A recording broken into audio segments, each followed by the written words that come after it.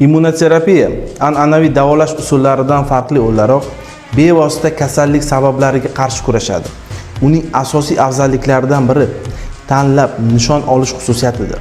Bu degani dori faqat zararlangan hujayralarga ta'sir qiladi, sog'lom to'qimalarga zarar yetkazmaydi. Bundan tashqari immunoterapiya uzoq muddatli natijalar beradi.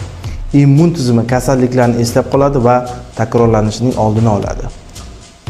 Yana bir afzalligi boshqa davolash usullaridan samaradorligidir.